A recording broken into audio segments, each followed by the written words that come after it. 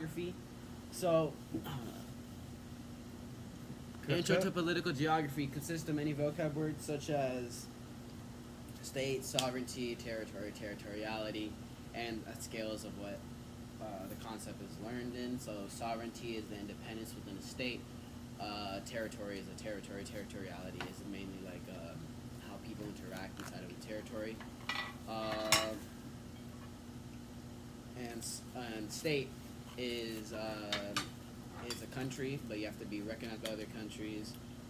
Other states have sovereignty, have a said nation, have a territory. Alright.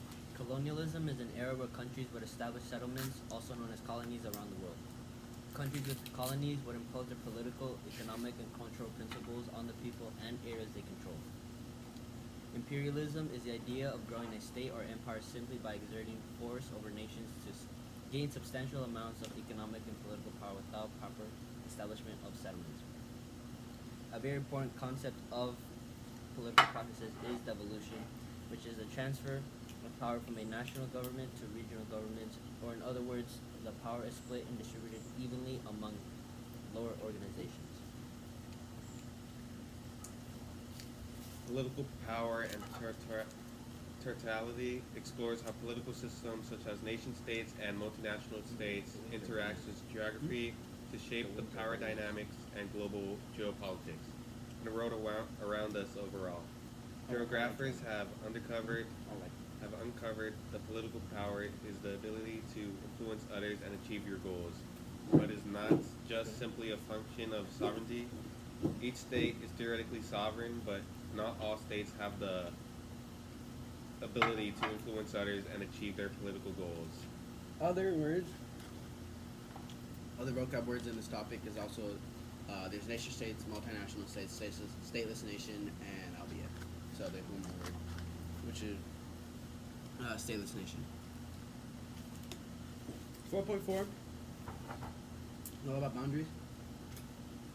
So we have boundaries, disputes, and boundaries. So we have boundaries such as geometric boundary, which is longitude and latitude, and ascendant boundary, which is physical, cultural barriers, superimposed boundaries, which is colonialism that imposed boundaries on a country,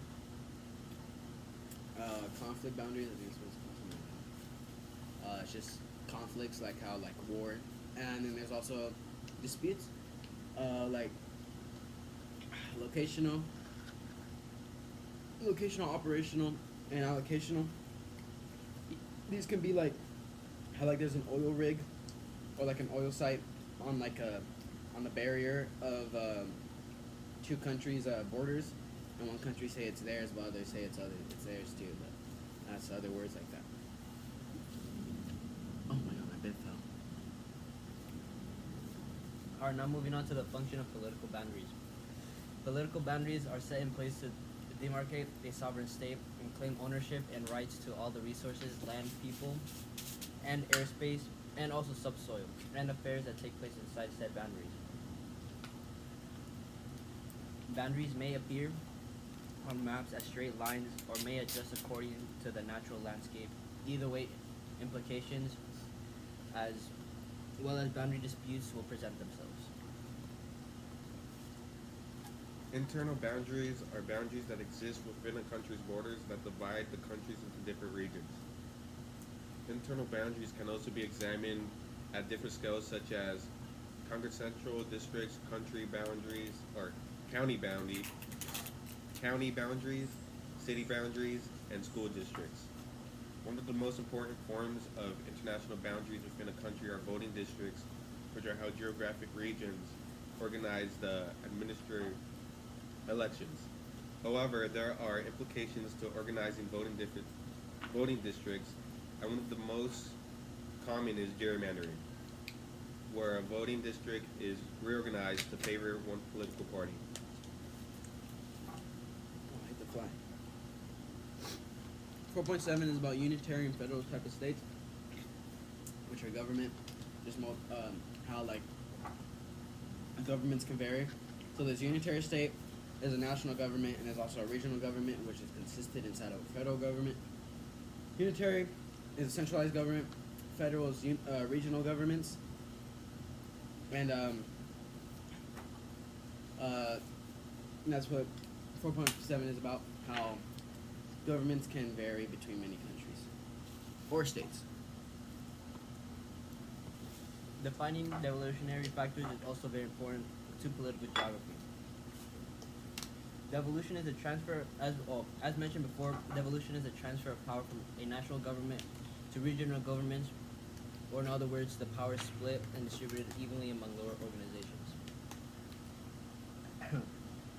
This transition of power can result in a state splitting to smaller states. For example, the U.S. devolution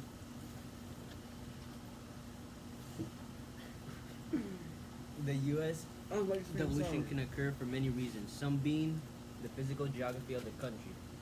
Distance decay also plays a major role in devolution, as local cultures may want more regional power.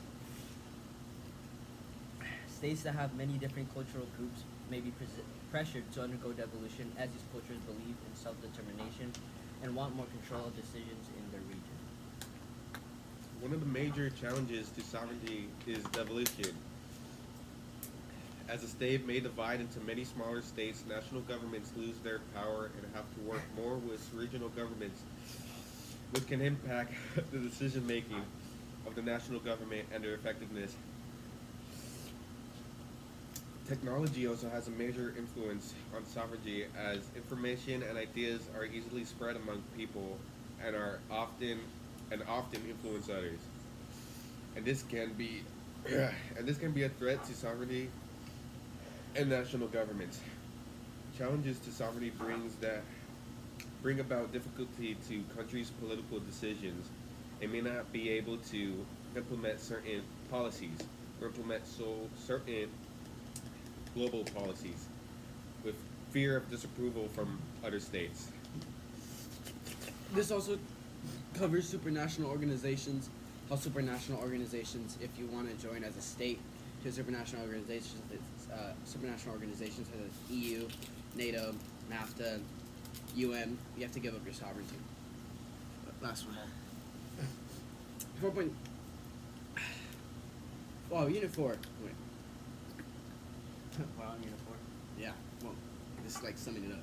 Unit 4 is about. It also has contributes to central pedal and central fuel forces.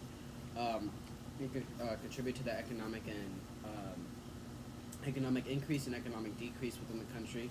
Like how if a country has good centripetal forces, like as a non-corrupted government, good job policy, applications, like you get applied a lot, maybe a lot of people come over, and your economy will grow. One of the most worrisome of all the corruptions is sometimes the failed state. And then finally,